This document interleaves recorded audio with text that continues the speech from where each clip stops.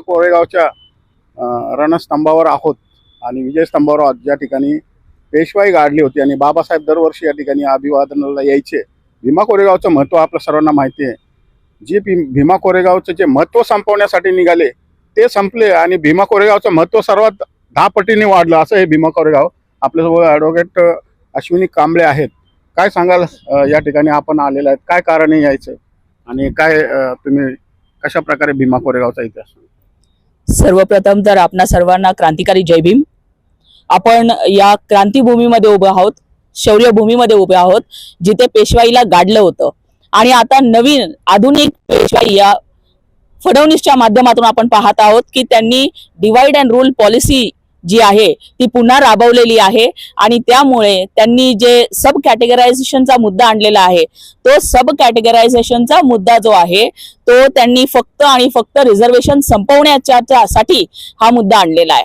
सर्वात प्रथम त्यांचं म्हणणं असं आहे की आम्हाला आरक्षणचं जे डेफिनेशन आहे ते अति मागास, अति वंचित अशा समूहाला मुख्य प्रवाहामध्ये आणण्यासाठी हे आरक्षण आहे.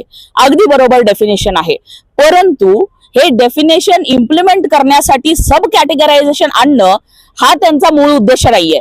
त्यांचा उद्देश रिझर्वेशन संपवण्याचा आहे. कारण की जर सब कॅटेगरायझेशन आणलं तर 59 जातींना जे आरक्षण मिळणार आहे ते आरक्षण 0.1% मध्ये ते आरक्षण येणार आहे आणि त्यानंतर रोस्टर पद्धत जी आहे ती तुम्हाला माहित असेल.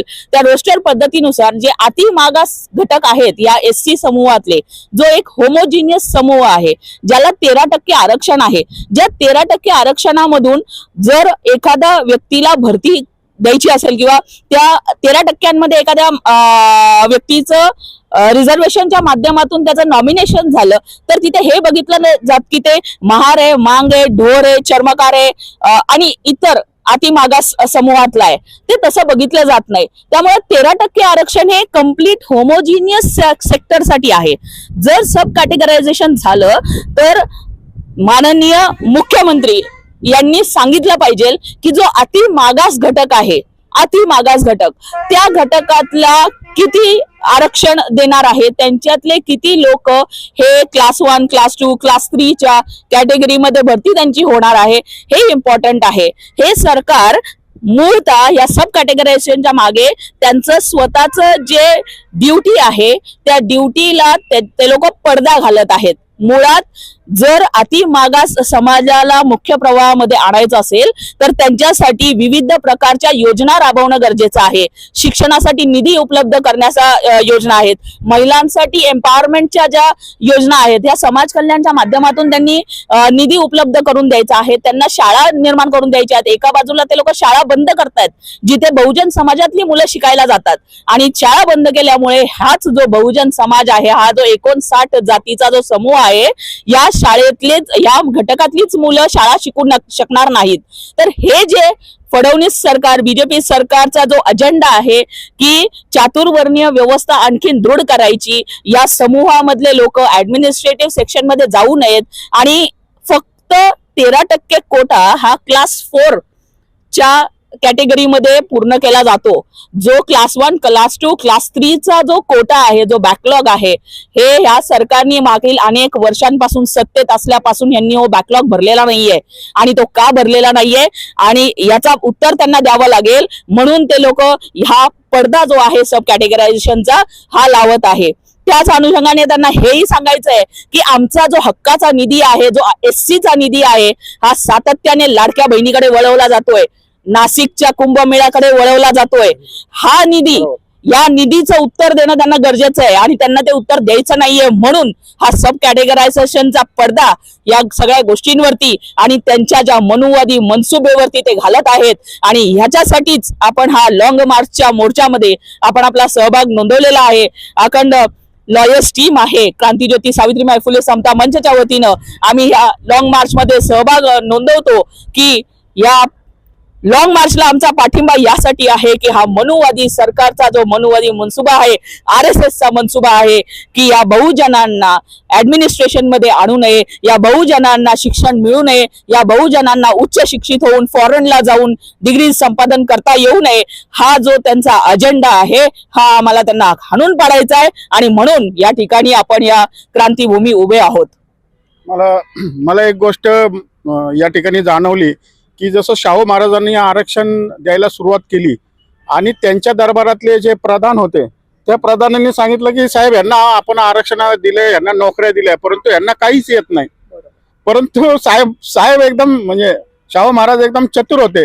त्यांनी सुद्धा आदेश काढला की जर का हे सक्षम झाले नाहीत आणि चांगल्या प्रकारे काम करू शकले नाहीत तर आम्ही प्रधान बरखास्त करू. आणि त्यानंतर लगेच ते सक्षम होऊ लागले असे रिपोर्ट यायला लागले. तर तसं या ठिकाणी केलं झालं करणं अपेक्षित होतं, परंतु तसं करत नाही. याबद्दल काय सांगा? आता बघा, आपण बघितलं असेल की आपल्याला लोक काय म्हणूया, आपण लहुजी वस्ताद साळवे साहेबांच्या नावाखाली मला वाटतं 2004ला महाराष्ट्र सरकारने एक आयोग नेमला होता. आपल्याला बघितलं तो आयोग कशासाठी होता की मातंग समाजाची उन्नती का होत नाही, जे तुम्ही आता जे बोलला त्याच्यावर का उन्नती होत नाही, तर ती उन्नती होण्यासाठी काय केलं पाहिजे याच्यासाठी लहुजी वस्ताद साळवे आयोगाने तब्बल जवळपास 80 मुद्दे महाराष्ट्र सरकारकडे दिले. त्यापैकी 68 मुद्दे महाराष्ट्र सरकारने तत्वता मान्य केले. त्याच्यामध्ये अनेक मुद्दे आहेत की मातंग समाजासाठी सेपरेट वसतिगृह असावं, मातंग समाजाला UPC MPC चे क्लासेस वेगळे असावेत, मातंग समाजासाठी वेगळ्या बँका असाव्यात, मातंग समाजांना शाळा वेगळी असावी, मातंग समाजासाठी इंग्लिश मिडियम असावं, मातंग समाजासाठी CBSE असावं, मातंग समाजासाठी जे काय करता येईल पतसंस्था असाव्यात, पतपेढ्या असाव्यात. हा मुद्दा त्यांच्या म्हणजे आर्थिक उन्नती करण्याकरता योग्य होता.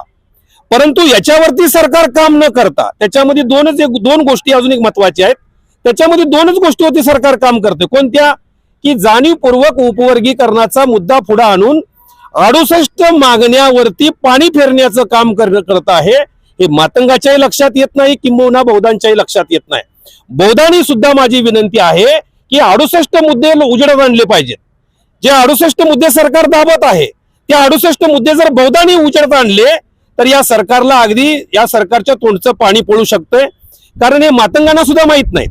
दुसरं, मातंगाच्या नेत्यांना माहित आहे, परंतु ते नेते RSSच्या दावणीला आहेत, त्यामुळे ते काही करायला तयार नाहीत. म्हणून मातंगाची उन्नती करायची असेल तर भारतीय संविधानामध्ये उन्नती करण्यासाठी वेगळं कलम आहे, आरक्षणासाठी वेगळं कलम आहे. म्हणून आरक्षणाच्या 341 मध्ये जर तुम्हाला पुन्हा मी ती सांगतोय, 341 कलमामध्ये जर काही कमिया खामिया काढायच्या असतील तर तुम्हाला अधिकारच नाही. तो अधिकार सुप्रीम कोर्टाला सुद्धा नाहीये. हा अधिकार पार्लिमेंटचा आहे, हा अधिकार राष्ट्रपतीचा आहे. आता जाता जाता मी मुद्दा सांगतो. मुद्दा उपवर्गीकरणाचा आहे, जेवढा महत्वाचा आहे त्याच्या पाठीमागं या सरकारचा अजून एक मनसुबा आहे.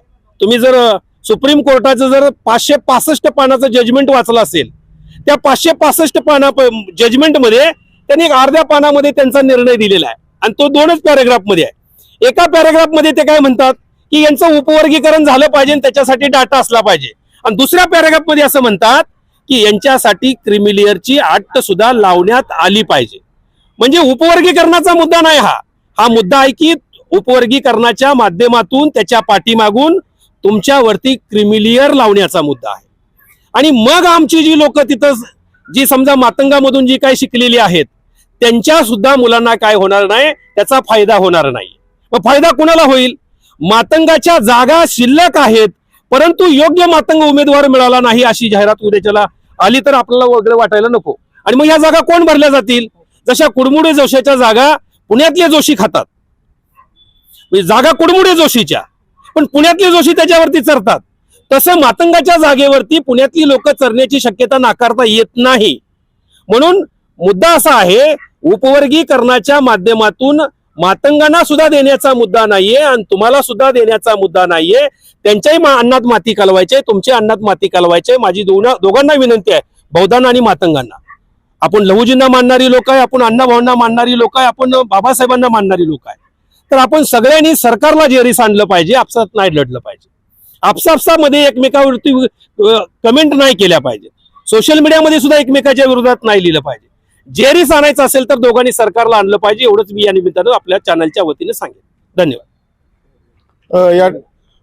ताई इंग्लिशमधून करू ना 2 मिनिटाची.